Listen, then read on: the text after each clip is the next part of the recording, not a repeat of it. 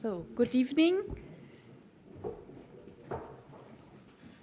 Dear Minister, Werner Fasslabend, dear Ambassador Hans-Dieter Schweisgut, dear Ambassador Michael Reiterer, dear Professor Susanne Weigelin-Schwiedrzik, dear Brigadier General Nikolaus Rottenberger, dear Excellencies, dear students in the room, ladies and gentlemen, here in presence and also online, good evening. I'm very happy to welcome you to tonight's discussion on the Hotspot East Asia, Korea, Taiwan, South China Sea at the Diplomatische Akademie Wien. It is always a particular pleasure to cooperate with the Austrian Institute for European and Security Studies. The region of East Asia is of particular importance, not only for Asia, of course, but also for Europe and, of course, also for the DA. We have this year students from China, Korea, Taiwan, and Vietnam studying at the Vienna School of International Studies. We have 73 alumni students from the region and 57 participants from the country of the regions that have participated in our executive training programs. A little bracket, also for the colleagues and participants online, I would like to use this opportunity as well to inform you that we have a new newsletter tool. So if you are interested to continue to receive invitations for our events per email, please don't forget, you need to register in our newsletter tool online. Brackets closed. Our geopolitical situation is, as we know, going through turbulent times.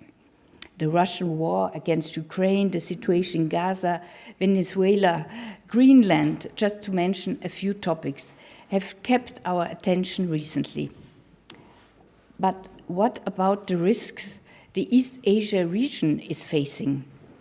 The nuclear weapons and ballistic missiles of North Korea, the Chinese military presence in the Taiwan Strait, the danger of the naval confrontations in the South China Sea, just to mention a few.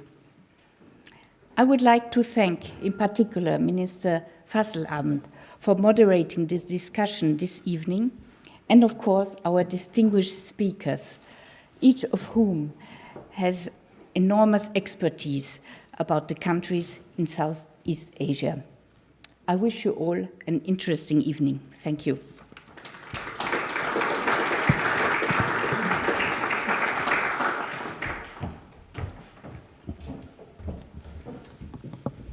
Yeah, thank you very much for your welcome, and also the Diplomatic Academy for providing this room and this for us and making it possible to have it here. I really want to welcome not only our today's speakers, but all of you. It's a great pleasure to see you, to see so many well-known people, and I just want to mention a few. One in the first row, I've seen the ambassador of Sudan, heartily welcome, but also quite some ambassadors, Munro and Mosa and Turk, and others that I have seen. Please excuse, Strohal, please excuse if I do not mention everybody. For sure, I will forget, but you are included. The same, of course, General Secure Kavanak, great pleasure. Our board members, Ernst Huber, Nikolaus Scholik, and Alfred Gerstl, and everybody who is very often together with us, like Peter Haider, Rauchenberg, and of course also the press, like Burkhard Bischof and others. We have chosen this agenda, Hotspot East Asia, as more or less the opening event for our think tank. As a matter of fact, we had already one here about Sudan, but this is more or less the bigger one, even if there was quite some interest. And we have chosen it because we think that the whole world is talking about security policy, but the hotspots, for sure, will not be in Ukraine. The global hotspots are not in Gaza or in Sudan, but they are situated in East Asia. And therefore, we want to discuss about this agenda and what we can provide for you. We really have tried to find the best, or at least a monk, for this agenda, not only in Austria, but all over Europe. And therefore, it's really an extraordinary pleasure for me to present you our speakers. We will start with a professor famous for her sinology studies and for everything she has already accomplished in her career. She was not only vice rector in Heidelberg, but also dean at the Vienna University, and everybody who has had already the opportunity to meet her only can tell there are only a very small group of people who could compare themselves with her knowledge about China. Not only official politics, but what is behind. Please welcome with me our Professor Susanne Weigelin-Schwiedrzik.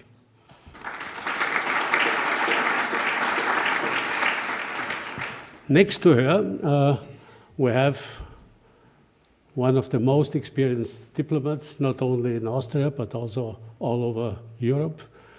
He had not only a usual career, but really a top career in Austria. He became the Austrian ambassador to Japan and afterwards to China. And afterwards he became also the EU ambassador to Japan and to China. This certainly is unique, and therefore it is highly interesting also to listen to his analysis, because he really had the opportunity to look at this situation from both sides very intensively. Ambassador Dietmar Schweisgut, heartily welcome to you.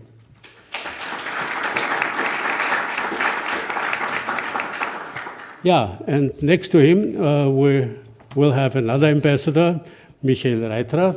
He's not only an ambassador, but most of the time he's a professor, because he had two careers in his life, an academic one and a diplomatic one. I do not mention all the institutes and universities he was teaching at and still is teaching. He is a distinguished professor at the Center for Security, Diplomacy and Strategy of the Brussels School of Governance. This is just one of his functions.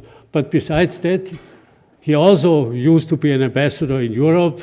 He was the first EU ambassador for Switzerland, but he also was EU ambassador for Korea, and therefore he certainly will bring in quite some experiences. And last but not least, of course, we also needed a military man when we are talking about hotspots, and therefore we asked somebody who is not only interested but more than well informed about the situation. I do not want to go too much into his career. He also has an academic career. He also taught has been teaching at Webster University and other institutes.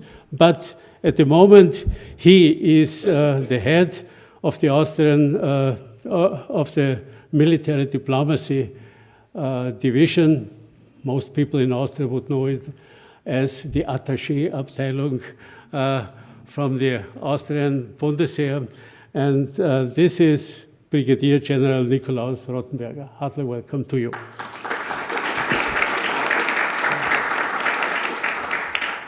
And now I try to finish my introduction. There are a few new things. not only to have a new year in Europe, but also a new year in China.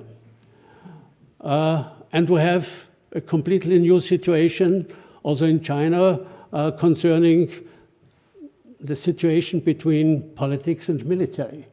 Maybe you read a little bit or heard a little bit what has happened in the last days, that Xi Jinping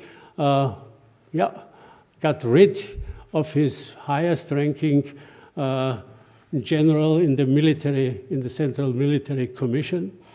And this certainly will make a difference, and this will have consequences. And at the other side, we also will have new strategies in America, due to the fact that there is a new strategy. Maybe not everything is written down in this new strategy, but of course there will be quite a lot of possibilities to talk about it. And in this sense, now I want to open and ask the first speaker, Frau Professor Weigelin-Schwiedrzik. Please, if you start.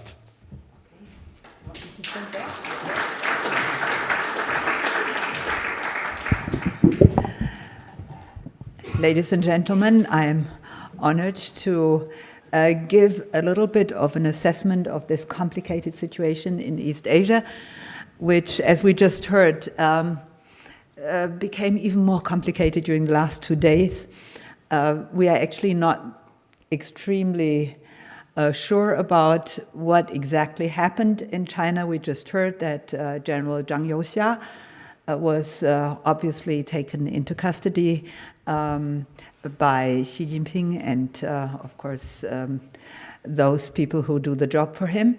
And I mean, for someone like me who is following the situation in the People's Republic of China on a daily basis, this was not a total surprise. We actually have been watching Xi Jinping and Zhang Youxia quarreling with each other for more than a year, and actually many people thought that maybe already during the so-called fourth plenum of the Central Committee a few months ago, this situation would have been resolved, because we expected for Xi Jinping to actually step into the second row because of some of the health problems he had had during the last year and the year before. And Zhang Youxia definitely was someone who advocated a slowly retreat from public office by Xi Jinping.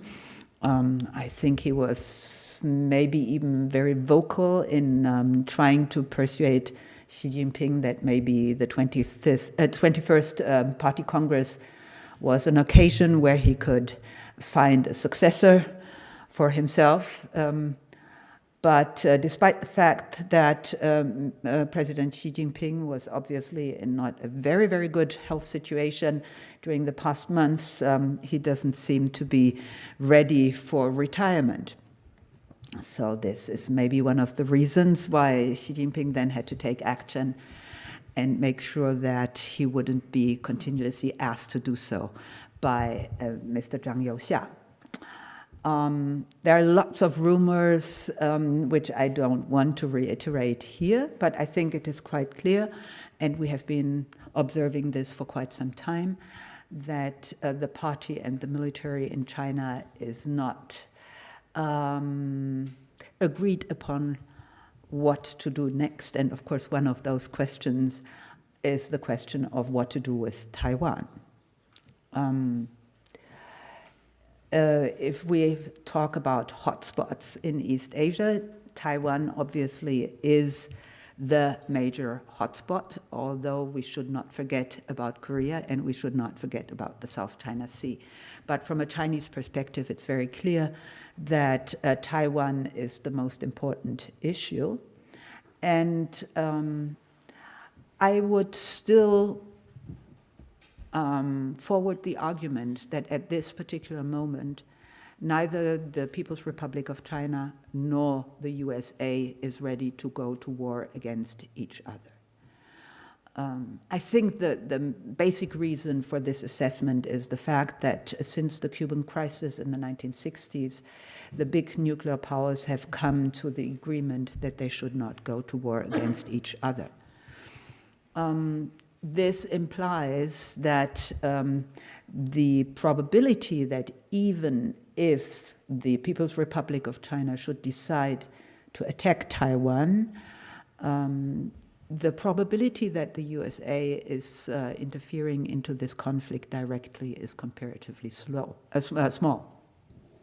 This, however, does not exclude the possibility that the US will take measures to open a second war theater in East Asia in order to make it very difficult for China to pursue its plans. So Korea is, of course, here the place we should have an eye on, because if something happened in Korea, this would be very detrimental to China pursuing its plans with regard to Taiwan. But we have also seen recently that, of course, the Philippines are a very, very hot spot in East Asia, and that the leadership in the Philippines is very much willing to act as a proxy for the US in making things difficult for China. But in addition to this, I think we also have to look at minor actors in the region that might have reasons to actually provoke China to go to war against Taiwan. And the most important minor actor in this context is, of course, the president of Taiwan, who, as you all know, is a very articulate proponent of independence for Taiwan. And he has been more and more articulate in this sense since he took over office in early 2025. So if we look at his position at this moment, I think he is a politician that takes every opportunity that he can take in order to make us remember that his final aim is declaring independence for Taiwan. However, he knows that this is a very, very risky business, because as soon as he will declare independence for Taiwan, Beijing will take action. The so-called anti-secession law actually compels the Beijing government to take any kind of action, including military action, against any province that is trying to declare independence from the People's Republic of China.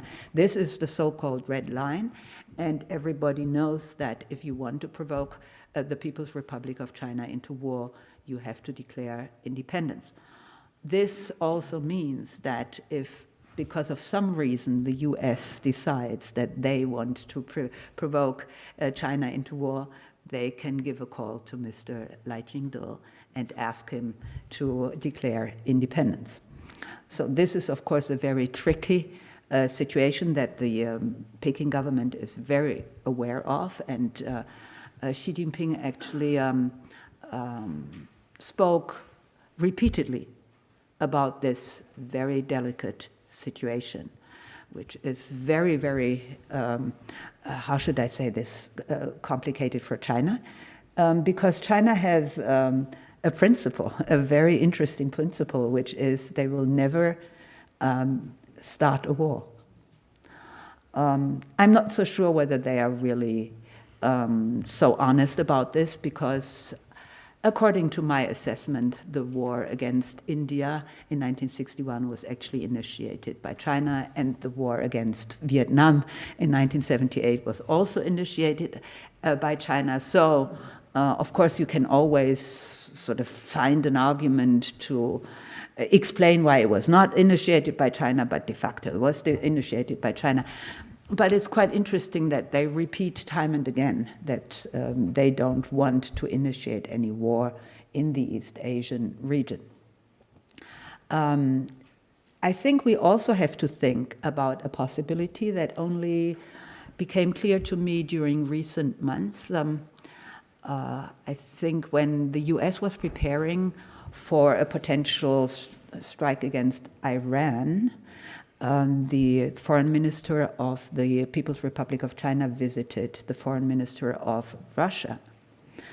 And I think any strike against Iran is very, very difficult for China and Russia to accept. And the two foreign ministers might have talked about the possibility of somehow providing support to Iran in this situation. However, it's very clear that China will be very reluctant to directly intervene into anything beyond its borders. Taiwan is the only thing they can do which is not beyond their borders, because, as you all know, the People's Republic of China believes that Taiwan is an integral part of the People's Republic of China. But quite interestingly, we saw the People's Republic of China organizing yet another blockade around Taiwan. Very shortly after this April 1st meeting in Moscow, on April 2nd, they launched yet another blockade, and it seems quite clear from my side that they were actually giving a signal by this blockade. It was the first blockade they organized without any immediate reason. Usually they would say, we are now doing this because of that. This blockade on April 2, and by the way, also the blockade on December 29 of last year, is a blockade without an immediate reason. They never said that they had a reason why. They proclaimed in April that establishing blockades around Taiwan would be the new normal. And for that reason, they didn't have to give any reasons on December 29. But I think that they are giving signals that they might open a second war theater if any other actor, especially the US, opens a theater in some place which is not good for China. And to go to war against Iran is something that China definitely does not want to see how they actually formulate this thing. So from my point of view, there's only one problem left, which is the internal situation in China, which might actually trigger a warlike or a war situation in East Asia. And that is the reason why we have to be very worried at this particular moment. Because with the situation inside the Chinese leadership being as conflictual as it is, President Xi Jinping might come to the conclusion that the only way for him to actually preserve his position as the leader of the Communist Party of China would be to go to war against Taiwan. This is not a totally improbable option, and I think we have to have this in mind, especially if we come to an assessment of the situation between the Chinese military leadership and the Chinese civilian leadership. According to my analysis, the PLA is not very enthusiastic about a war against Taiwan. That is the reason why, according to my observations, they are very active in showing us that they can do lots of things with Taiwan which are below the threshold of war. And this blockades that they have been exercising several times during the last years, they actually show which method they would prefer in order to coerce Taiwan into complying with Peking's plans. And according to my understanding, the last two blockades were very, very important to analyze, because they showed very clearly that the whole blockade business is a business of blockading, of course, harbors. And why do they blockade harbors? Because the island of Taiwan is very dependent on imports coming to the island on a daily basis. And very important in this respect is, of course, the import of energy from outside. And as far as I'm informed, Taiwan only has storing capacities for gas and oil that go for 2 weeks. So this implies that if China shows its capacity to blockade Taiwan time and again, and the time between blockades gets smaller and smaller, this will have an enormous impact on the economic stability of Taiwan. And we have historical sort of precedences where an economic pressure on Taiwan actually led to a split in the leadership and the leading elites in Taiwan among those people who say, you know, rather than going into a situation where our economy collapses, we have to collaborate with our new overlord. And for that reason, we should be pragmatic. And there are other people who do not want to be pragmatic, but who are, maybe we could call them fundamentalists, and say, you know, we can never succumb to any pressure from outside. If we look at the situation in the year 1895, when Taiwan became a Japanese colony, actually between the signing of the Treaty of Shimonoseki and Japanese troops arriving in Taiwan, there was a certain period of a few months. And in this situation, the Taiwan governor declared independence. And very quickly, he actually thought that this wouldn't work out. So he declared independence in May, and he left the island in June. But nevertheless, Taiwan was without a government for a certain period of time. And in this situation, the society of Taiwan was going under enormous turmoil. It was a total anarchy. And in this situation of total anarchy, the elites decided that they needed to take action. And the kind of action they took was that they actually succumbed to the Japanese wishes of making Taiwan into a colony. And this is quite an interesting example. And I think that the Peking leadership is somehow hoping that they could induce such a split inside the Taiwanese leadership, and we already know that the Taiwanese leadership is not united under the leadership of Mr. Lai Ching-te, and even the Taiwanese population is not united under the leadership of Lai Ching-te, because when they voted him into his position as president, they only gave him 40% of their votes, and in the legislative yuan, he is in a minority position, which shows that they don't want him to do everything he might wish to do. So this, according to my understanding, the only consensus you could establish between party and military in China is by taking this sort of below the threshold of war measure in order to reach your aims. And when the party wants the military to go beyond this option, then they actually have not found a consensus at this moment.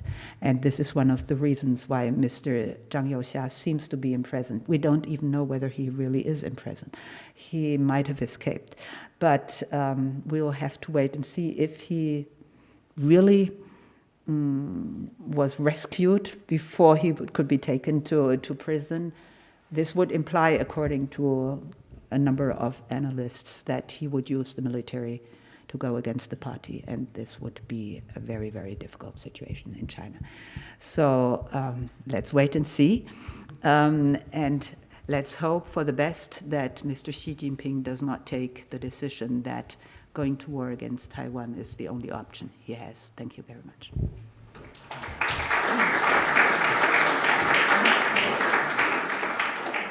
Thank you very much, Professor.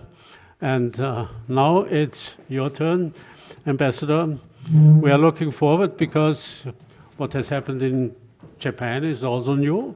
we have a new prime minister, and we will have elections pretty soon because she dissolved. And she also had a new relationship with China, obviously, at least in a certain moment. Maybe you can tell us a little bit more about that, and also how you see the development in China. Well, thank you very much. I'm not sure you can call that a relationship at the moment, but let me explain why.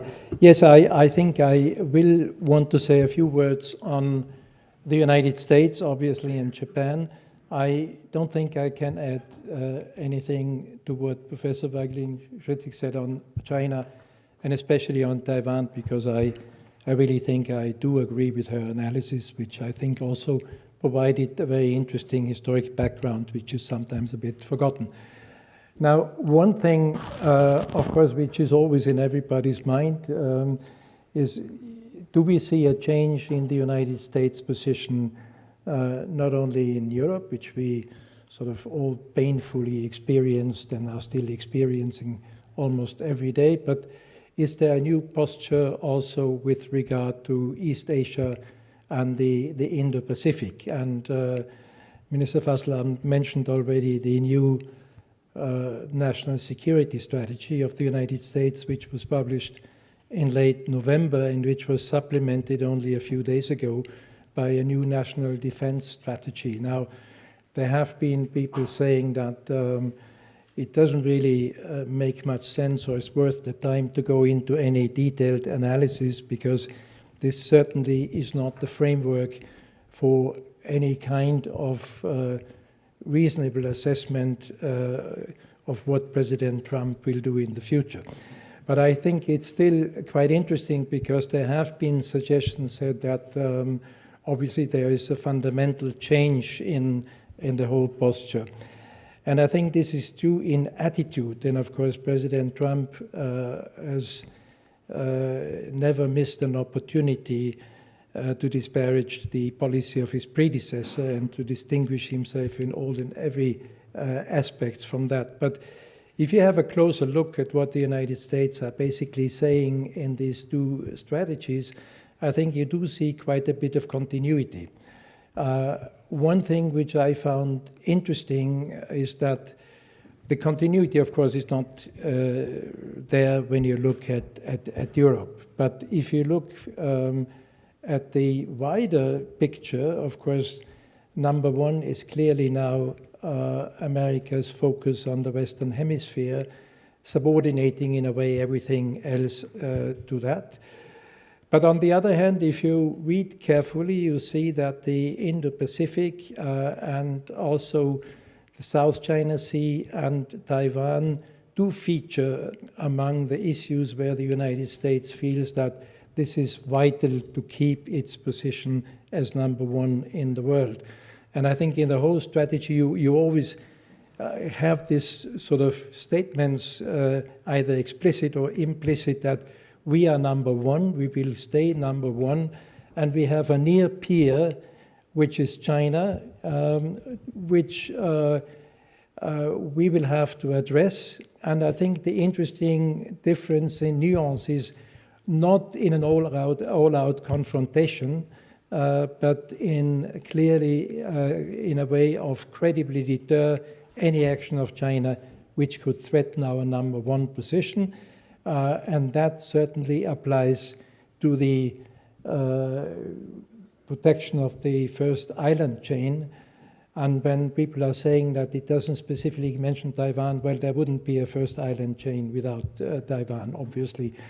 But the one thing which I found interesting is that this is not exactly the same priority which the strategy gives to the Korean Peninsula, where I see a bit more of sort of a comparison to how Europe is treated in the two strategy papers, namely saying that, yes, obviously the DPRK, North Korea, is an important issue, a security threat for the region, could even threaten in terms of long-range missiles the territory of the United States. But it is principally an issue to be dealt with by South Korea, by the Republic of Korea. a bit the same way as they say Europe is strong enough in terms of its economy, etc., to deal with Russia in Europe. But that's not, that's quite different how, if you read it, how the Indo-Pacific, how the South China Sea is presented, where they specifically say these are actually our core commercial and trade interests in a region where 1/3 of total global trade passes through. This would have tremendous implications for the United States. So that, I think, is important to keep in mind. What is also important to keep in mind, however, is that these are the strategy papers. Allies in the region also look at actions. And Professor Weigelin-Schwiedrzik mentioned especially also the last blockade maneuvers on December 29th, which took place. And obviously, a lot of people would have expected an American reaction to that, which was virtually absent. And the same thing happened in a way after the relatively new Japanese Prime Minister Takaichi, when she made her statement in response to a question in the Japanese Diet about the security situation around Taiwan, when she said, well, any act of war or blockade, she was not very clear about that, in Taiwan would lead to an existential threat to Japan, which could require action. And this was, of course, interpreted as meaning that Japan would be involved militarily in the case of an attack. And there also it was quite interesting that there was at first no American reaction to that, then a bit of a tepid sort of support from the ambassador, but absolutely nothing from the president, who had a phone call with Xi Jinping and afterwards a phone call with the Japanese Prime Minister, of which not much transpired, but the Chinese, of course, put it in a way saying that Trump was telling the Japanese Prime Minister this was out of order, which was certainly not the case. But on the other hand, what you do have is that the new Japanese government is determined basically to follow the line of the former late Prime Minister Abe, who fundamentally changed, if you want, the defense posture of Japan, but also the overall, I would say, Japan's vision of its place in the Indo-Pacific. It was actually not the United States, but it was Japan coining this phrase of a free and open Indo-Pacific. And it was Abe, when he became Prime Minister in 2012, who, before he did anything domestically, started out his outreach to the ASEAN countries, to the United States, to make sure that everybody understood Japan was back. And that is something, I think, what the new Prime Minister, who many see as a former protege of Prime Minister Abe, is basically trying to follow on in her defense and security policy. She said very early on that she wanted to review the Japanese security defense policy and also the build-up program, which actually is only 3 years old.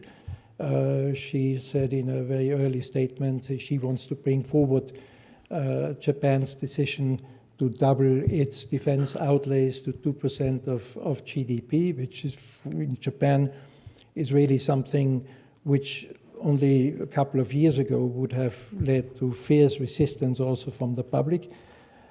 And she made this statement on Taiwan, where many people say this was not a very wise thing to do.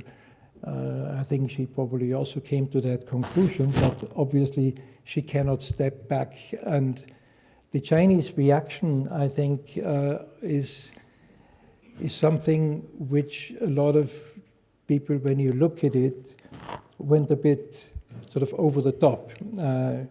So I don't think it carries a lot of credibility saying that the ugly head of Japanese militarism raised its head again and Japan is becoming a military threat to the region. I think probably there are rather more people thinking that if there is a military threat in the region, it comes from another side.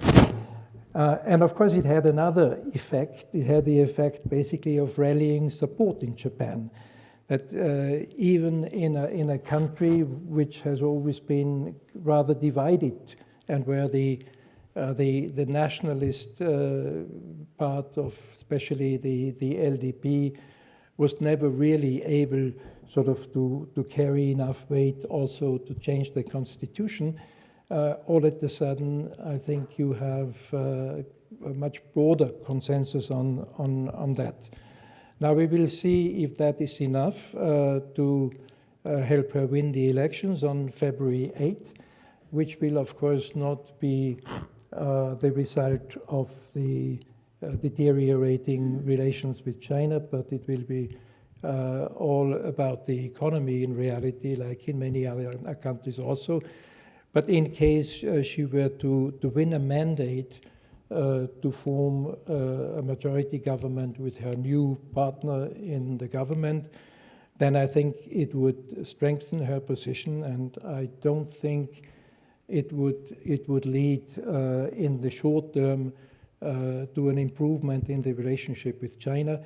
I would rather expect that we could see something similar, which we saw in the early years of the Abe administration from 2012 onwards, where relations were also in the deep freezer, and where Abe basically just sat it out, and it was rather the Chinese side which eventually came back and started to normalize the relationship.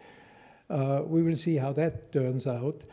When we talk about the hotspots, I think we didn't mention one which from a Japanese point of view is a very serious one. It's not only the South China Sea, but it's the East China Sea, and Chinese increasing intrusions in what the Japanese see, of course, their territorial waters around the Senkaku Islands. And if you look at the figures and the number of intrusions on, it really happens almost on a daily basis. On the other hand, I think there is an incentive for both sides to make sure that the situation does not escalate beyond a point of no repair. And you can see that also from the Chinese reaction in terms of concrete measures in the economic field. I mean, the first step was basically to stop the import of all fish products. The second one was to discourage travel to Japan, which is to a certain extent effective, but it's not a total ban. And the third one, which potentially is more serious, was the announcement that there would be more scrutiny of dual-use technology items exported to Japan.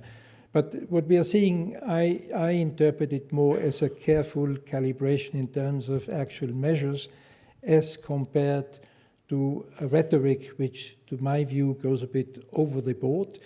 Interestingly, also always now going back to 1943, the Cairo Declaration, the Potsdam Declaration, and also slowly sort of trying to make sure that everybody understands that the Chinese claim to global power and leadership dates back from the fact that they were in the small group of victorious country, and Japan was the aggressor and finally the defeated nation, which never ever has a right to come back in terms of a defense posture of what would be the normal attitude of a country in the region.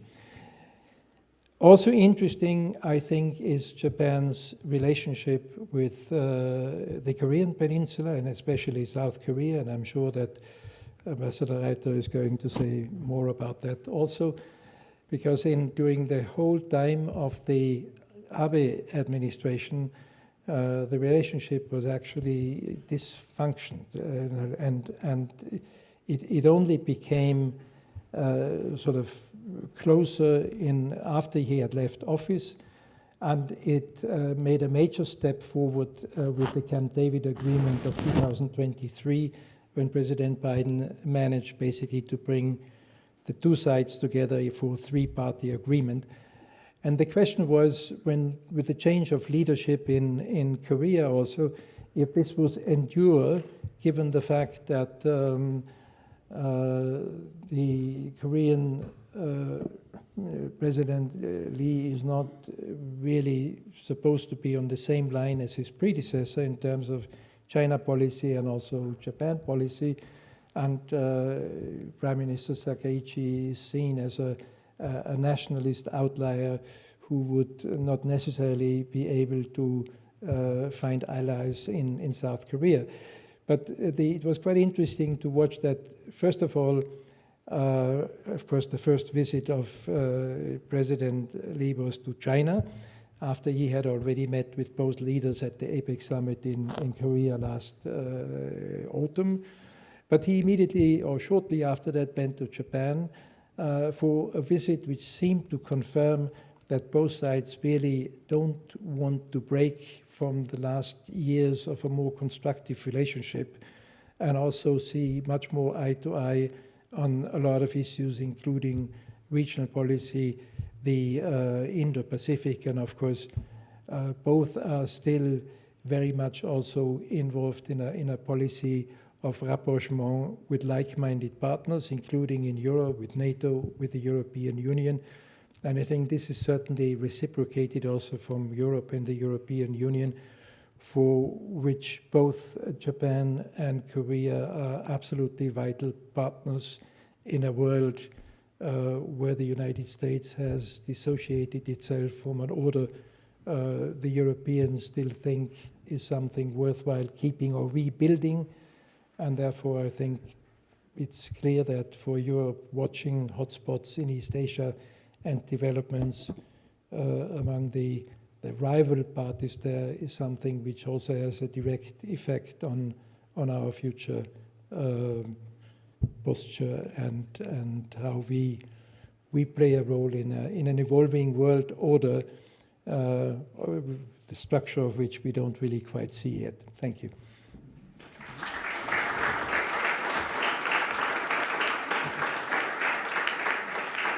Thank you so much, Ambassador Schweisgut. And now we come to the next ambassador, professor.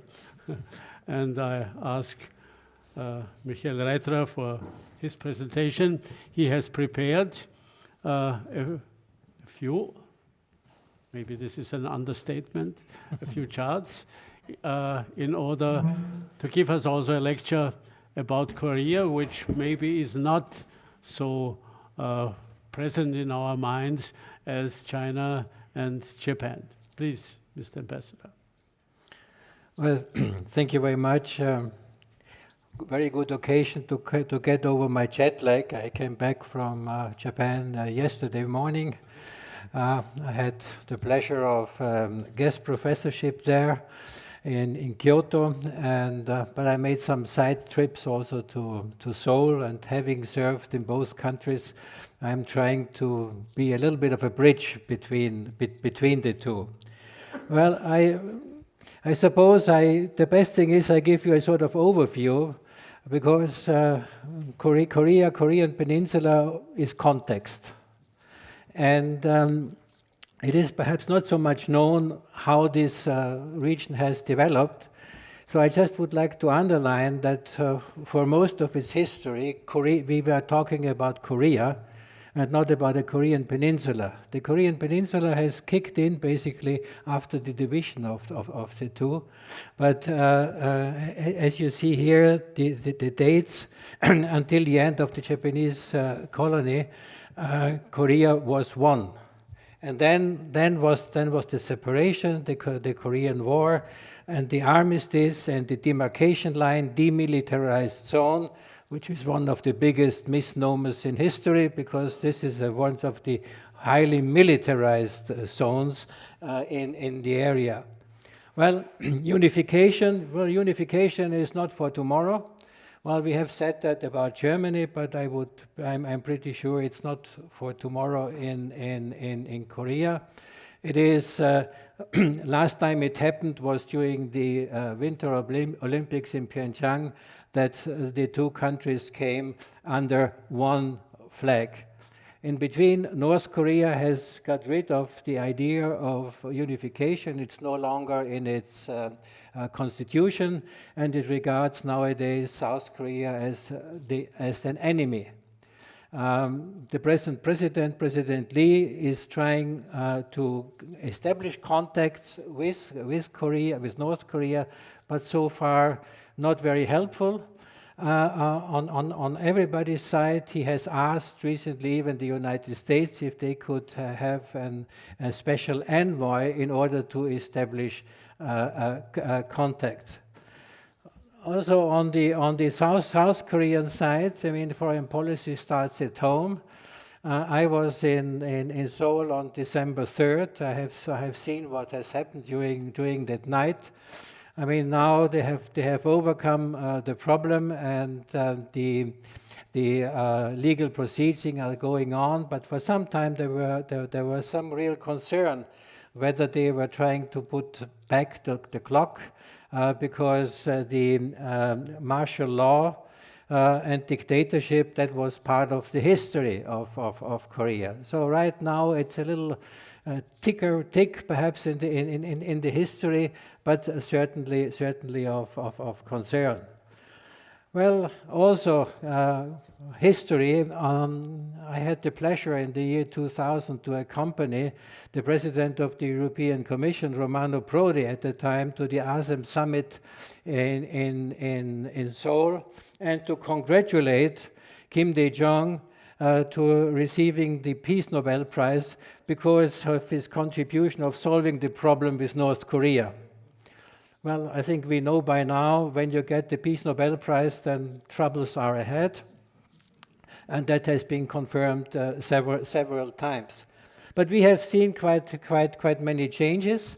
I mean, the main change was, I experienced that also in 2017, when there were a lot of tensions, fire and fury. I think in the only time in my diplomatic history I was discussing with member states the possibility of evacuation of nationals, which was a very frustrating exercise, by the way. But then it came for a short time, the bromance between Kim and Trump. But the problem is not solved, and the new game changer is the engagement of Russia. And you see the two happy guys driving a car. So that has repercussions on the whole security situation in the region. There was already mentioned a little bit about South Korea and China. Yes, Xi Jinping engaged. Well, he came to the APEC summit because he will be the host of APEC next time, and he did not break with the tradition. On the other hand, as Trump did not participate in the APEC meeting, he left the rostrum to Xi Jinping, and he made good use of it. He also made a state visit, and he invited President Lee back. And that was suddenly accelerated. I know that from my colleagues in the MOFA in Seoul. Suddenly, there was an opening for a state visit in January. Well, with the compliments of Mr. Trump, I'm pretty sure. What is important for Korea there is China is an important, or the important trading partner. It's the number source of tourists. So when there was this limitation of tourists, the first reaction in Kyoto was, oh great, over-tourism might be reduced a little bit. But on the other hand, the economy basically needs them. One of the requests President Lee brought to Xi Jinping was to see if he could be helpful to reopen the lines of communication with North Korea. Well, we have already heard today about the Taiwan contingency. Well, the interesting part would be, if there is a Taiwan contingency, would there also be a Korean Peninsula contingency?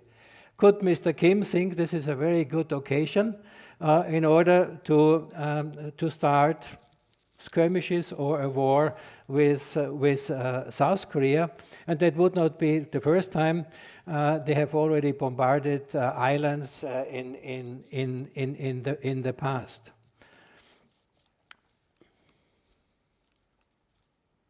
What is now?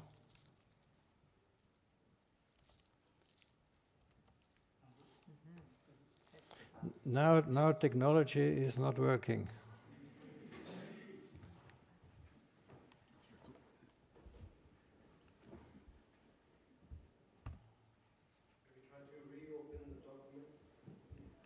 Now it works. Well, U.S. and South Korea. Well, the United States would like to modernize the security agreement. Well, that's a little bit of a misnomer, because the security agreement was concluded originally as defense against North Korea. And the United States would like to get South Korea also to get engaged in containing China, which is not in the interest of South Korea because of the economic and also political situation. It's also interesting that South Korea negotiated so far successfully that they could build nuclear submarines. The inspiration is from AUKUS, obviously, and also to provide the United States Navy with battleships if the US changes the internal law, because right now only boats built in the United States can be for the Navy. Then Korea would like to take back wartime control. That's probably not very well known, but in case of war, the command would not be with the Koreans, but it would go to the commander of the United Nations, and the commander of the United Nations is the commander of the US troops. So that's not something which goes down very well with a nationalistic feeling. Then the discussion is going on, should South Korea go nuclear, either directly or through weapons of the United States on the territory of South Korea.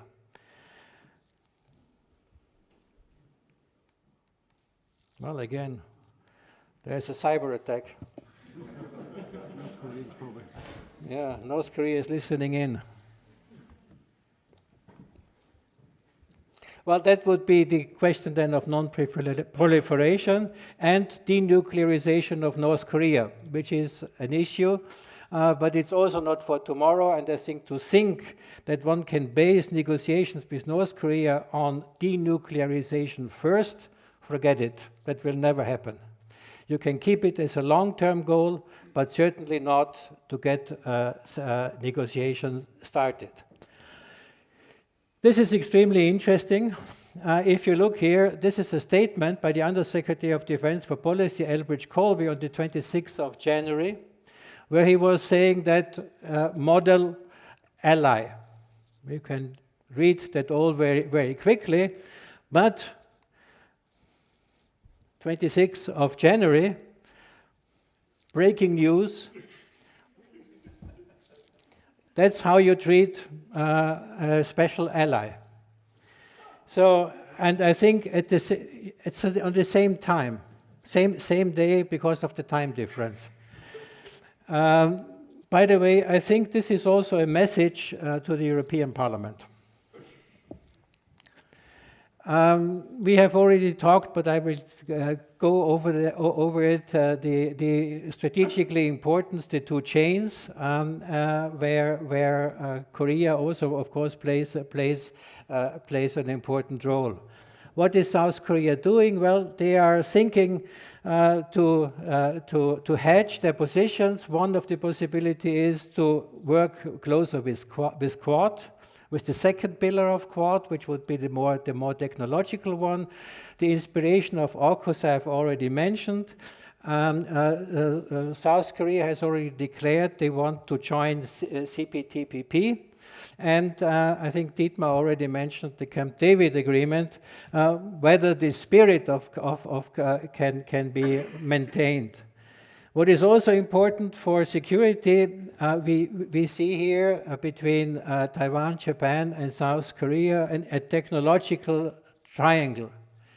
When we were used to it's the economy stupid, I am always inclined to say it's the technology stupid, because we don't have only a trade war, we also have a technological war, and that I think this is getting more important. Well, we have all these gentlemen here. They were already mentioned today. This is also a concern, as you can see, within the European Union. One of the statements of the High Representative, when she was not talking about Russia, so I think it's quite interesting to have it. The Japan-Korea relationship was already mentioned. I think pictures tell you the mood when you see the different encounters here. And Martina, I would say you have to add something to the curriculum here in the house, because what is new is Trump diplomacy. So I think that seems to be quite effective and created positive vibes, but positive vibes are certainly needed because Dr. Takeshima is still a big issue between Korea and Japan. You might wonder, why are they heckling about these few rocks and islands here? Well, it's the 200 miles around them which make them interesting, plus the history. There is, of course, also positive developments. There is the Trilateral Cooperation Secretariat between China, Japan, and South Korea. Technically, or in theory, they are even negotiating a free trade agreement between the two countries, but that's going with the speed of a snail, and a rather slow snail, but I mean, it's still going on. And they are concentrating very much, as you can see here, on people-to-people contacts, where they do have some successes. Well, South Korea, Japan, Australia, New Zealand, the partnership with NATO. One should not forget it. It's an exchange of ideas, could lead to a change of information. However, NATO has been very clear. There is no intention of an out-of-area involvement. South Korea and Russia. Well, I know that Kim is not the president of South Korea, but it overshadows the whole relationship here. When it comes to diplomatic ties, to security concerns, economic impact, energy and trade, there has been quite some changes. Relations were relatively friendly, but when South Korea joined the sanctions against Russia, they were called an unfriendly country. But at the same time, South Korea, in its hedging policy of a good middle power, is trying not... I'm blocking myself, I'm controlling myself. We have seen, of course, this big change, which is also a signal that the security between Asia and Europe is intertwined, because if North Korean soldiers meet South Korean arms in the Ukraine, then you see the very close connection. And also North Korea and Russia have signed basically an alliance agreement that in case of war, they would help each other, which is significant because between South Korea and North Korea, there's only an armistice, so they are at war. Well, last but a short reminder between the relationship Japan and North Korea, which is still very much dominated by the unresolved abduction issue, which has to be overcome in order to make progress. Well, one should also talk a little bit about Europe, at least at the end. Europe, unfortunately, is not the game changer in the region. That's, I must admit, despite some efforts of the last 20 years. But when you look at the relationship with South Korea, it's the country, the European Union has practically all the agreements which you can sign. They are signed. The challenges, of course, to move from words to deeds. So very recently, 4 or 5 days ago, the South Korean foreign minister was in Brussels because the strategic dialogue was elevated to the level of foreign ministers. So there is a possibility, but it's not extremely likely that we would see big changes or big engagement from the European side coming. Last word on EU-North Korea, there we have what is called a critical engagement policy, where I see a lot of critic but a little engagement. European Union is following the United Nations sanctions. There are also autonomous sanctions. We have 6 member states who have their embassies in Pyongyang, but they don't have very good access. So it is a presence which can be helpful. So in short, well, it is a hotspot, and the history of Korea tells us as a bridge between China, Japan, and its own input. It is the perfect example of a middle power which is trying to arrange itself in hedging where it can. And there, I always argued, is a chance for the European Union to get engaged. And also then, as a sort of create a network, because that's what we need nowadays with the interesting gentleman who is sitting in the White House. Thank you very much.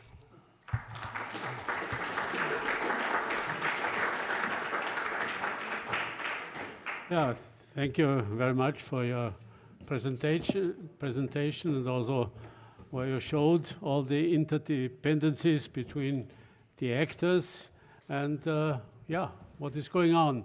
And what we have learned now is what has been going on in the ministries, in the floors of diplomats, and now we are looking what is going on the ground. And Brigadier General Rottenberger will also show us a short presentation what is going on the ground. And on the ground does not mean only terrestric, but also in the sea and in the air. Absolutely. Thank you very much for having me tonight, Mr. Fasslabend, Excellencies, General. Glad to be here. I'm a graduate of this academy, and this is something always nice to be coming back here.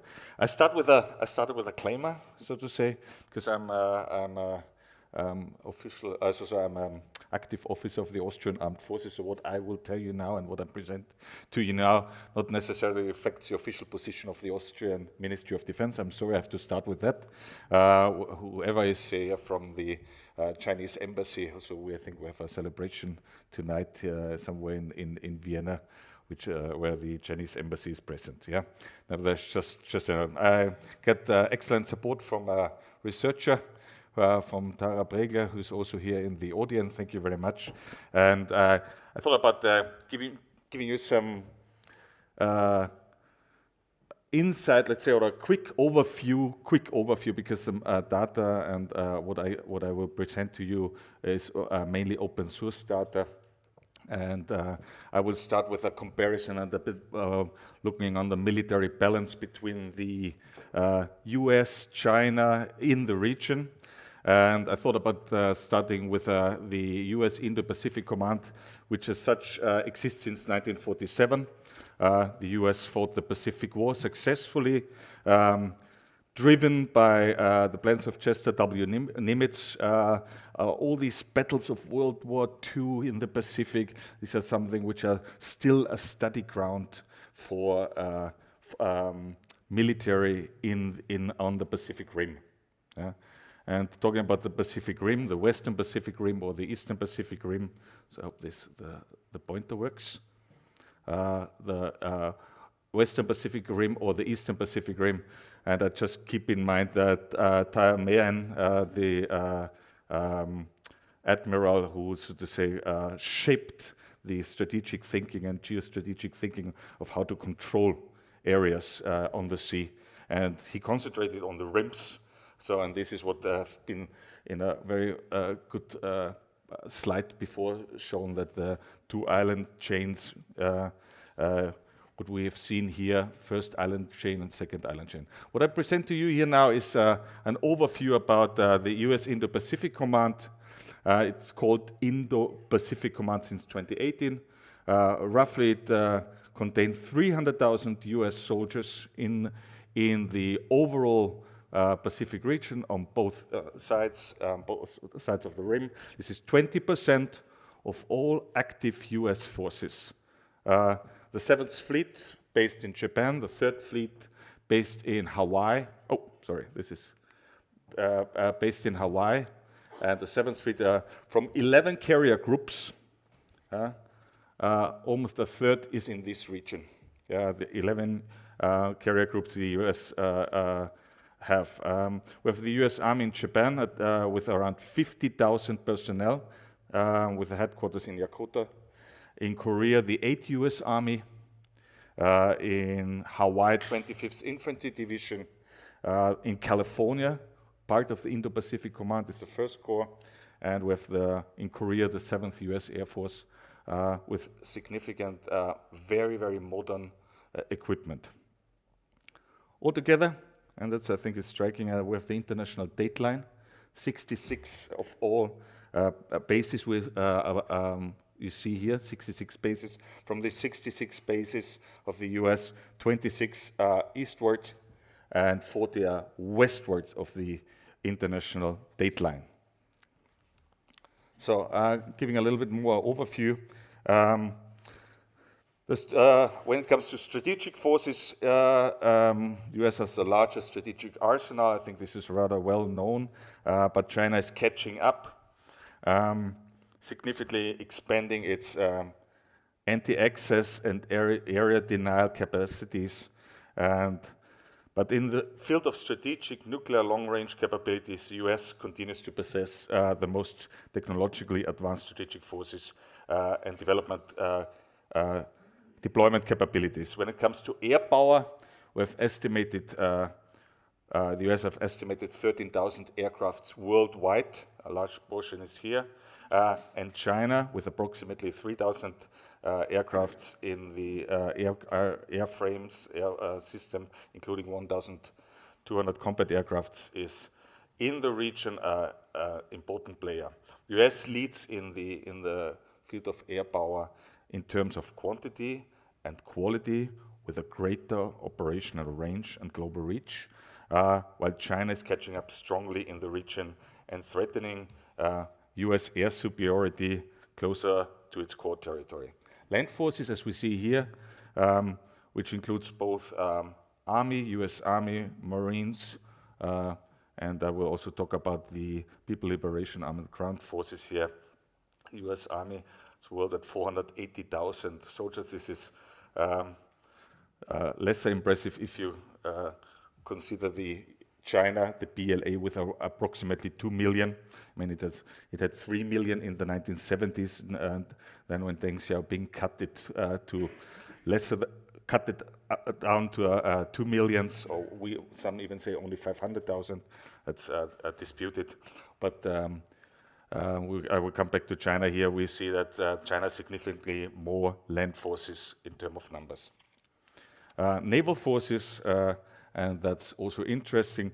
Naval forces is the China with a larger fleet in terms of numbers, expanded very rapidly, has now up to 370 ships. Rapid expansion is predicted. The US has only 300 warships. I talked about the 11 nuclear-powered carrier groups, aircraft carrier groups. The US has available global logistics, a large submarine fleet with multi-purpose and ballistic missile submarines. China has its difficulties to deal with the submarine fleet. Nevertheless, we will see about the distances, when we talk about the distances from the US, these between 4,000 to 5,000 kilometers from mainland to US. to the western rim, depending on which area you're pointing at. So I would like to sum up here that when it comes to strategic forces, the US has a global nuclear long strike capability. China has rapidly growing but regionally focused. In Air Force domain, the US has a larger technological superior force, and China, the BLA Air Force, is strongly modernizing in the short-range field. Land forces, the US modern, networked with specialized marine forces and capabilities, while China, and now it comes when we talk about in military analysis, when we talk about the potential, we differ between capacity, which is mainly, if I put it in simple words, mainly about numbers, figures, and capabilities. What can you do? What can you achieve? And in that sense, when it comes to land forces, we are not very sure about China's capabilities. Naval forces, highly technological and globally networked on the US side, and China now the largest fleet in the world, growing regional focus. Give you some insight on the distance we have here from Hawaii to Guam, how long it takes to reach Hawaii and Guam are the more two strategic logistic bases for the Indo-Pacific Command. Very important. The distances are enormous. It needs 9 days from Hawaii to Guam, and in Guam you can change logistics or resupply, and then you have to proceed further into, let's say, South China Sea, or you go from Hawaii to Yokosuka to the bases in the military bases in the area, or to Korea. So that's, so to say, what's clearly in disadvantage for the United States is the distance, or the curse of long distances. So another I think interesting picture. I mean, the ambassador former ambassador to Korea, Ambassador Reiterer, gave already an interesting slide that is just concentrating on the military balance in this particular region. We talked about the THAAD, the Terminal High Altitude Area Defense, which is anti-ballistic missile defense. And you see the numbers of bases here in South Korea. Well, I must say that the quality, the capability of the Republic of Korean Army, the South Korean Army, is not to be underestimated. It was always, since the 1960s, a very capable fighting force, and very few people know that they were also fighting in Vietnam. First Division, Capital Division of the Republic of Korean Army was fighting in Vietnam, and in their theater of operation, this was the quietest area in South Vietnam during the war from 1965 to 63, because of the effectiveness of the South Korean forces. And you see, I have here also a slide about the distances of North Korean ballistic missiles. Another slide I want to present to you, which I found striking, interesting. It's a little bit reminds us of what we had in the 1960s, when in the US you could study an area, or there was research done in an area called Sovietology, to understand the Soviet Union. And one of the first things which came up back then in the 60s is that American political scientists tried to understand the Soviet Union in the way that they had changed the maps, turn it upside down, that you see the world from a Moscow perspective. This map gives you a view from, let's say, from a Pyongyang perspective to the first line, or island line, and also gives an impression otherwise, so you can see it from Seoul, from South Korea, how the distance is for supply and support from US bases in Manila, or on Honshu, or in this area, and the distances. Yeah. Okay. So short display on deployments on the Korean Peninsula. The biggest number of strategic ballistic missiles in North Korea is concentrated in this area, operational ballistic missiles in this area, and all short-range missiles which mainly can target areas south of Seoul up until to this red spot. Sorry, I cannot reach the other. No, cannot. Sorry, you have to follow me here. So, and there's another actors in the area, the Philippines, which I visited in September last year, or Indonesia or Vietnam, which have security arrangement sometimes among each other, sometimes with the US, or what we have seen here, Australia and New Zealand. We have also Australian as a capable actor in the region, building up its capacities with around 30 naval bases, and US military with bases in Australia shall not be underestimated, because that, so to say, broadens the American power projection on China. And you see here also the territorial claims of China, the exclusive zone. So, very quick, just to give an impression, going into the history of the BLA and the deployment, we have here the major ground units. The BLA, the People Liberation Army, is heavily influenced by Russian doctrine and Russian organizational structure. So when Russia in February 2022 invaded Ukraine and did not succeed in an area of operation which was close, where it was, so to say, locked up, was linked to, with railway lines going from Russia into Ukraine, and could not manage to defeat the Ukrainian armed forces, this was, I would say, caused shock waves in the military system in China. This is what the Chinese have not expected. For the Chinese, the Russian armed forces, both the Soviet and the Russian armed forces, were among one of the finest and most capable armed forces in the world. That's why they designed them. They interested in Western technology, but when it comes to doctrine, they were much more influenced by Russian doctrine. The BLA Navy was not until the 1990s in the center of modernization. That changed dramatically in the 1990s through several different guidances of the Chinese Communist Party to increase the capabilities in the region. That's right. And here's I find quite a good unclassified slide, giving you an idea about the China's shipbuilding capacity in relation to the shipbuilding capacity of the current US. And this is, you see a dramatic shift. So, does it work?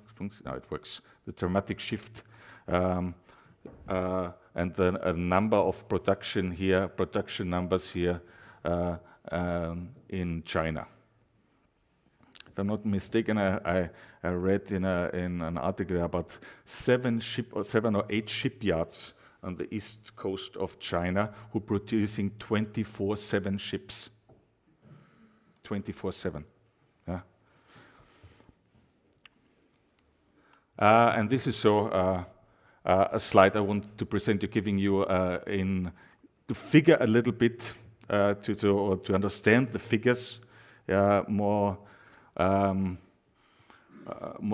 visualizing the figures, and it gives you a number. Then at the end of the day, even if the United States have superior technology and superior command and control technology and ISTAR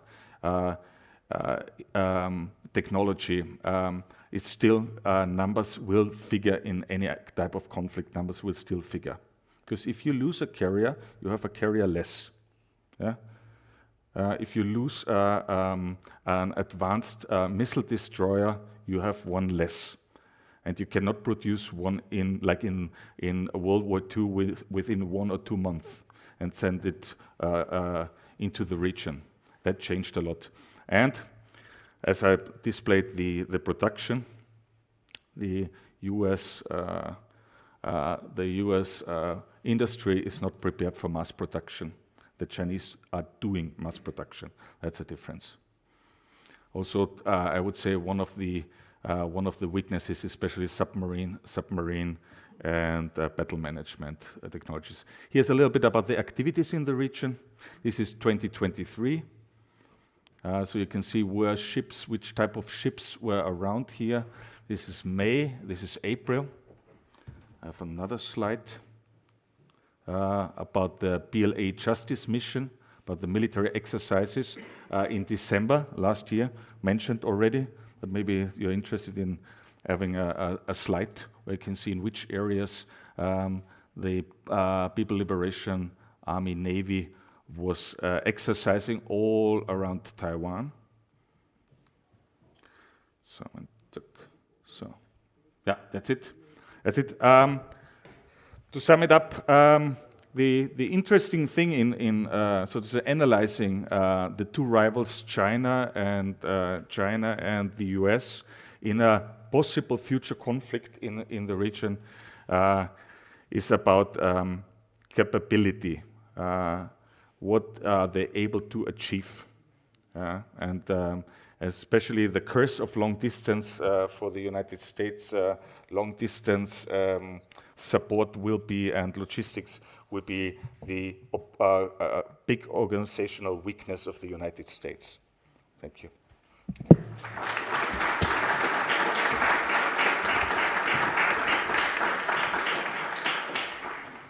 Yeah, thank you very much. I guess this was a list of hard facts, and I'm sure you will remember all of them for the future. Okay.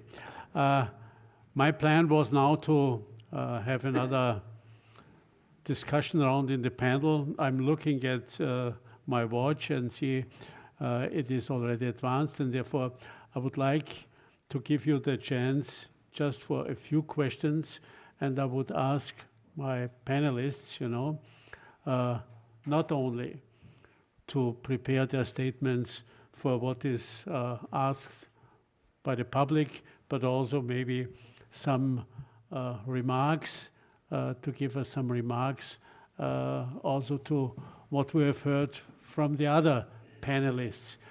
But I just would like to give the public the chance to ask a few questions. So far, I have the first one in the second row, yeah?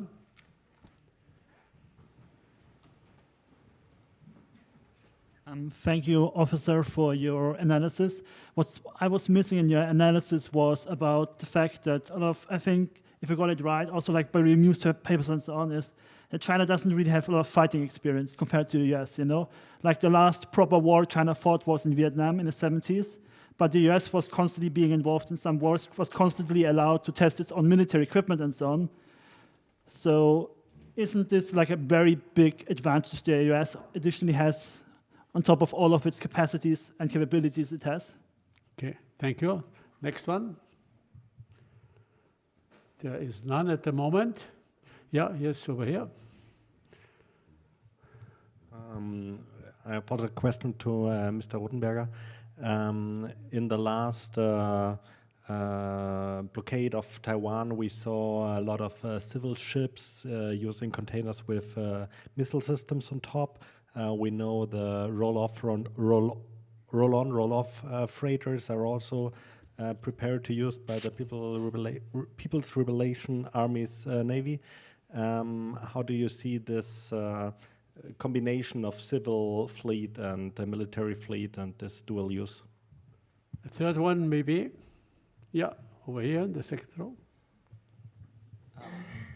Every once in a while you hear about the prospect that China could be going heads-on with Russia and trying to retake regions sort of around Vladivostok. So I wanted to ask if that's any real prospect or if that's just wishful thinking or yes. Okay. Yeah, then maybe I add a question from my side. The question would be, Xi Jinping visited last year continental countries. This means Vietnam, Cambodia, but not the islands. But still, there was also another very important step. Indonesia became a member of the BRICS Plus. So far, the first country out of the southeastern questions. Maybe you can tell us a little bit about that. And the question also, maybe for the situation in Korea, the fact that North Korean troops got military practice in Ukraine quite a bit. I mean, there were 10,000 of soldiers active. Does this mean that maybe also their warfare experience did change fundamentally and maybe change already in the sense of not only capacities but capability to fight a war? And maybe also the question for this relation between China and America. It's quite interesting that in the American strategy, China is almost not mentioned at all. But at the other hand, there is this impetus and this clear stress on the importance of the first island chain, importance of the Western Pacific area and so on. So far, do you see more maybe also differences between the official strategy and the strategy that is really behind? Okay, open, and I would say, who is the first panelist who tries to answer? Yeah, maybe. So, hope this works. Thank you for the questions. Absolutely right. Yes, I couldn't mention everything, yeah, because I got limited time. I had 40 slides prepared and a couple of other things, but our president said make it up to 8 or 9. That's the result. So there are some, so to say, gaps. I said, yes, you're very right in what you're saying that the PLA has today no fighting experience. That's absolutely clear. Unlike the US armed forces, who after the, I wouldn't say defeat, but after the retreat in Vietnam underwent a complete reshaping of the US armed forces in the 80s and 1990s. And the operation in the 1990s in near Middle East reshaped the US armed forces again. That had also an impact, so to say, on other areas, not only in maritime capabilities, air capabilities, also the development in space, in the cybersphere, that all developed. One thing which is, I would say, significant for the U.S. Armed Forces, that what they took from Vietnam till the 80s and the 90s is the principle of jointness. Yeah? That different parts of the forces work together, and they learn this from a very low level. Yeah? They work on this already on a tactical level, and on an operational level, it becomes an art. Jointness, and everybody has to undergo that. Every staff officer course, every commander's course in the US has jointness, working together as a core principle. This makes the United States Armed Forces the worldwide most formidable fighting power, because they can use all capacities, all capabilities joint. And that's a difference. So China, the PLA and the capabilities of the PLA are something which causes a headache for Western intelligence analysts. That's for very sure. But I found some interesting interesting studies. There are 3 studies. 2 I read myself. The third one I was not able to grab before doing my presentation tonight. But it is about the career path of the senior Chinese leadership, where these biographies and these CVs are available to us in the West, and we can read them. And Rand Corporation did some studies in 10 years ago, and another study was published, I think it's called The Great Dragons, not Great Panthers, The Great Dragons was published in 2022. And in the Rand Corporation study, they compared American generals and admirals' career path to Chinese admiral and general's career path. And in American career, you will always find deployment abroad, experience in operations abroad, experience in jointness, international courses. Yeah? Speaking several languages, different command function. And if you go in what has been published, be careful again, it's open source. If you see on Chinese general or admiral careers, they are very much in a career in their service. Yeah? Either you're in the BLA Navy, so you start in the BL Navy, never change into a joint command, joint operation, or exercises, something like you go your way up. You are trusted, and you're experienced in your field. This is something where I think, with my humble understanding, I would say that might have an extraordinary impact in case of a military or hot confrontation between the US. Capacities of the PLA Navy towards Taiwan. As I understand, I'll address you directly. As we have seen, the use of not only the PLA Navy, but also the naval militia in the last couple of years, which has been built up as an arm of the PLA Navy in the South China Sea.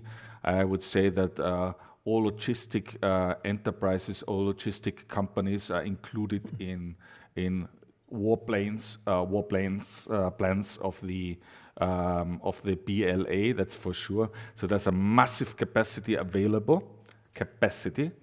We don't know if it's a capability, if they can do it, but a massive capacity available, which outnumbers Taiwan capacity and capabilities by far. So yes, I think it's to the disadvantage of Taiwan.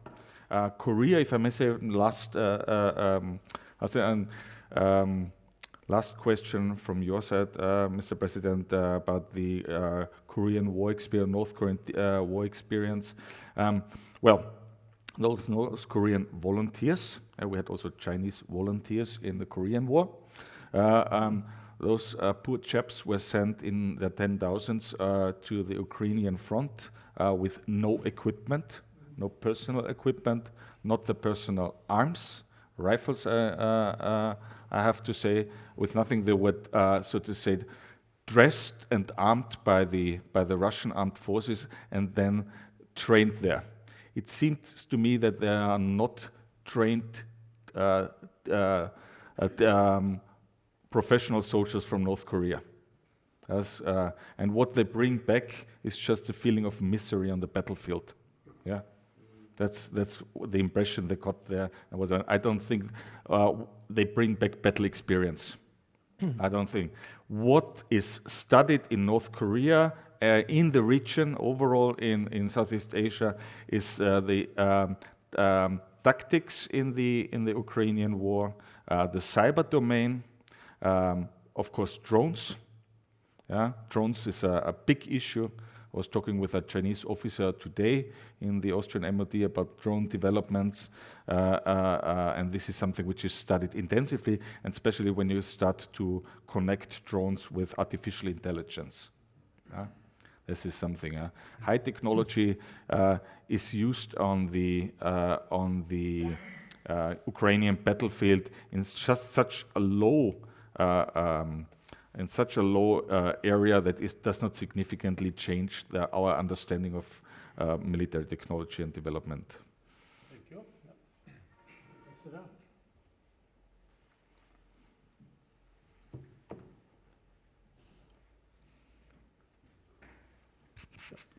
Yeah, well, just to follow up. I mean, what I have heard in Seoul is that the experience North Korea made had actually a negative effect from the point of view of the North Koreans, because the lesson learned by the present government, who was rather reluctant to have the joint maneuvers with the United States, that no, we will continue with these joint maneuvers because we need the training.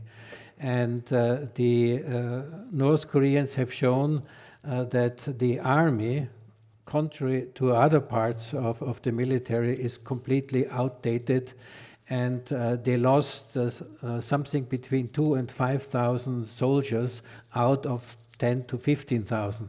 I don't know how you calculate the ratio, but it's quite high, and they were used in the old Soviet style, just one wave after the others. And one could see on South Korean TV rather dramatic movies where they were running from drones. I mean, that was so because they simply didn't know. I think I would just like to make one more comment on the overall situation and the attitude of the United States towards China. As it was mentioned several times, they were spared basically heavy criticism in all the recent documents. So the concern I have heard in the region certainly is that Trump is trying to prepare his meeting with Xi Jinping and having a sort of G2 in mind. And this is a big concern in Japan. If this would have the effect, China take care of that region, and Japanese, good luck. It's concern for the Koreans, of course. Korea is there a little bit better off, relatively speaking, because they have an ongoing arms production. They sell a lot, including to Europe, and indirectly it ends up in the Ukraine. So this G2 idea in having this kind of deal is a big concern, and I think it's not just in the media. Policymakers are also quite concerned about that, because history tells us now in the last year that expect the unexpected, so I think this is something we can watch, what this summit meeting in April will produce, short term and long term. Yeah, thank you. Elsa? Yes, thank you. To answer your question about Indonesia and Xi Jinping's visit to Vietnam and Malaysia, I think it is quite clear that from a Chinese point of view, President Trump's tariff policy that was announced on April 2 had the aim of isolating China from its trading partners. And of course, the trading partners in the region are very, very important because there is a lot of capital moving from China to Vietnam, for example, and many production places that were originally in China were then moved to Vietnam because the labor was getting too costly in China already. And so I think the reason why he went to Vietnam and Malaysia is very much because he wanted to sort of coordinate their reaction to the tariff policy of Mr. Trump. And I don't think that they had any other special reasons to go there. This is also true to a certain extent with Indonesia, because there is a very large Chinese population in Indonesia, and therefore the trade relations between the People's Republic of China and Indonesia is very intensive, and it is very important for China, if they meet quotas or tariffs, that they have Indonesia as an outlier. And for that reason, China supported very strongly for Indonesia to be part of BRICS. And to a certain extent, we also have to keep in mind that China was not very amused about India becoming a member of the Shanghai Cooperation Organization, and they're not very amused about India having quite a leverage in BRICS because it collaborates more closely with Russia than with China. And for that reason, China is very active in adding new members to BRICS that are more friendly to China. And so that they have more leverage in BRICS. And why do they need leverage in BRICS? This is very interesting because the Chinese are very afraid of the Russians being too radical. And one of the issues which they're really sort of not in consensus about is this question of de-dollarization. So, for example, in Kazan during the last BRICS meeting, the president of the Russian National Bank had prepared a big document on how to take steps in accelerating de-dollarization, and the Chinese said no. Right? And they are very much afraid that the Russians feel that the US is so weak at this particular moment that they could actually hit several decisive, how they put it, decisive blows against the US. But China does not want to hit a decisive blow against the US. And they don't want their relationship to the US to be more difficult than it already is. And so they need people in BRICS that support a more incremental approach towards issues like de-dollarization. The Vladivostok issue, I think I hear this Vladivostok issue coming up, and this, there is all this outer Manchuria that belongs to Siberia, and I think this is very much a sort of idea coming from the US. They want to relate to Russia, and they need to drive a wedge between Russia and China, and so they talk about these issues. But I think they underestimate that China has a very tactical and pragmatic attitude to this question. And they already came to a conclusion about the border region between China and Russia, and they're part of Shanghai Cooperation Organization, and I don't think that anything regarding these borders is on China's agenda at this moment. Finally, I would like to ask you a question, and I'm really puzzled about the Prime Minister Takaichi, talking about if Taiwan has a contingency, Japan has a contingency. And I'm wondering whether this is actually something she did because she was out of control, or is this actually something that she did because she was coordinated, not only with people in Japan, but also with people in the US? Well, thank you very much. Before coming to this, maybe just one comment on what you said a moment ago, yes. Indonesia, and I completely agree with you on the BRICS. I think an additional factor is maybe more important for China that Indonesia is a member of the BRICS Plus now, enlarged BRICS, which is important for the reasons you mentioned. But I think for China, the relationship with ASEAN and its member states has always been extremely important. And I think this has been sort of a battlefield in the economic, commercial field, and you have interests converging. You have the China plus ASEAN, you have the Japan plus ASEAN, you have the... So this is sort of a contest which is not played out necessarily in the purely security and military field, which also has a dimension, but I think it's obvious if you look at the map, if you look at the also increasing economic weight of the region, that everybody has a strong interest in making sure, if not aligning ASEAN to its side, at least making sure that it remains an area which is relatively open to your interests. I think that is extremely important.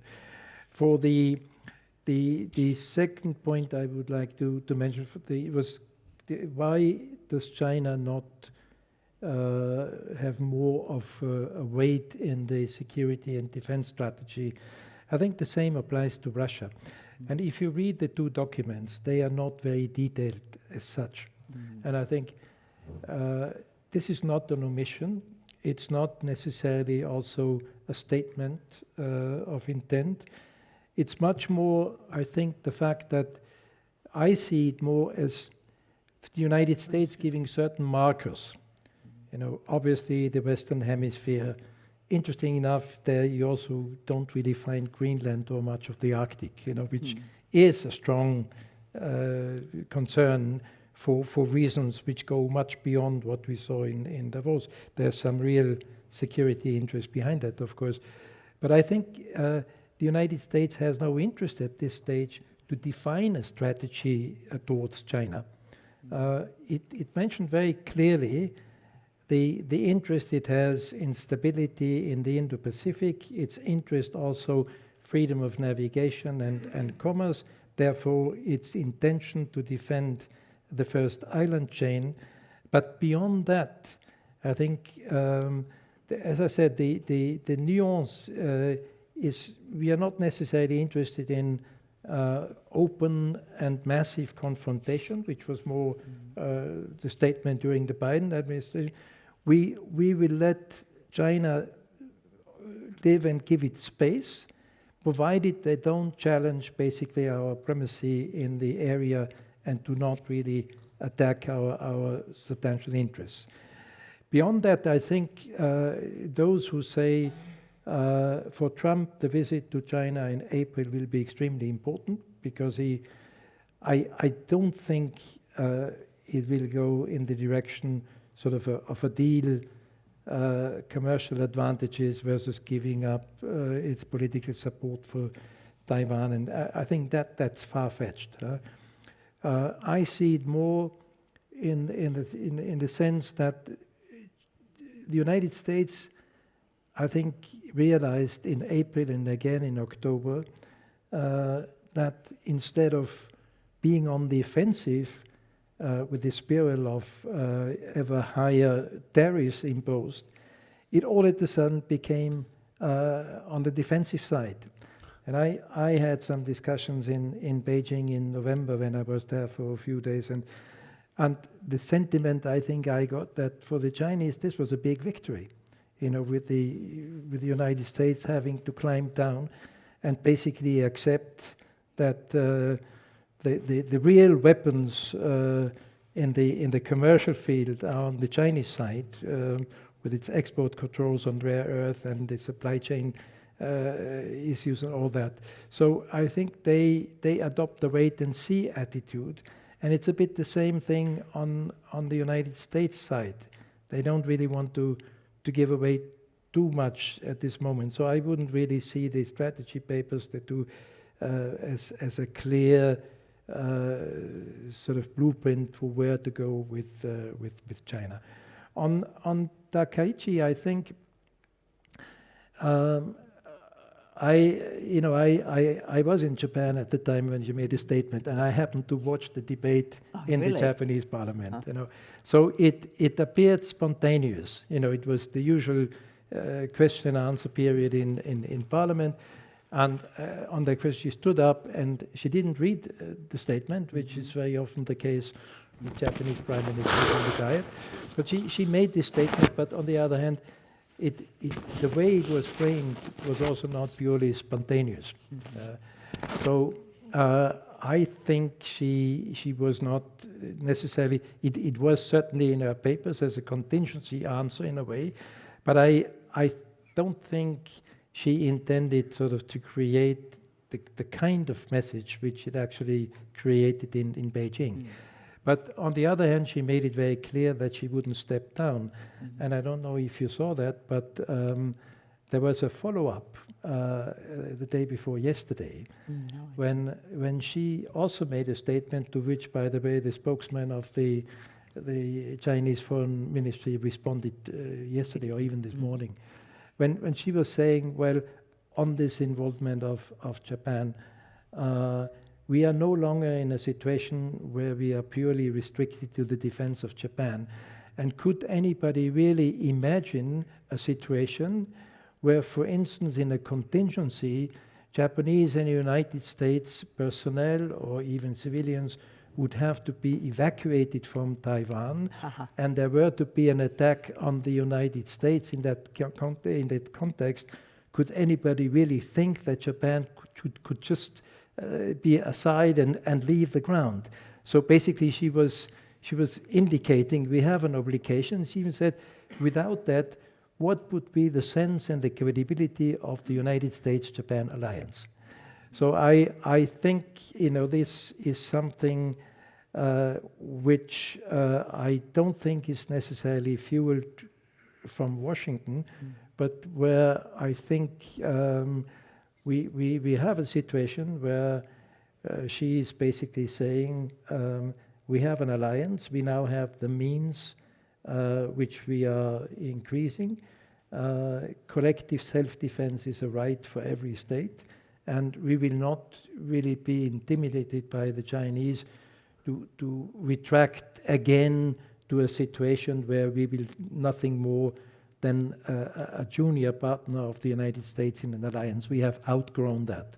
So it reflects, I think, definitely a new sort of understanding of what Japan's role would be and is. And in that context, I would have been interested, General Rottenberger, when with your chart, I couldn't see it very clearly, but when you sort of presented the comparison between the United States and Chinese forces, I don't think you included the Japanese capacities and capabilities.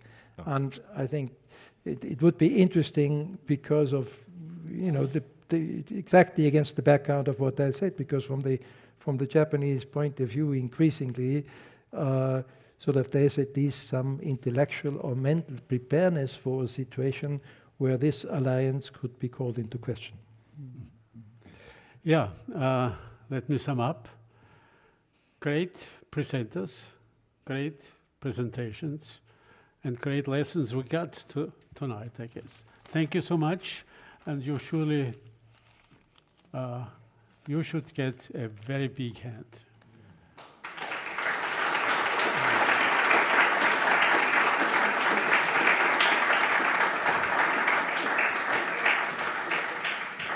Second, an important announcement.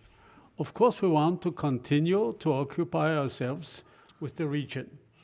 And on February the 11th, at the same time, 6 o'clock, the Foreign Minister of the Philippines will present herself. The Philippines are in the presidency of ASEAN this year. And insofar, it will be highly interesting also to listen to her ideas. And she also will be backed by Professor Gerstl, who will also give a few academic backgrounds, maybe in addition to that. So far, you are heartily invited, February 11. This was number 2, and number 3 is, it is the first big event in this year. I said it already. We had one with the ambassador of Sudan.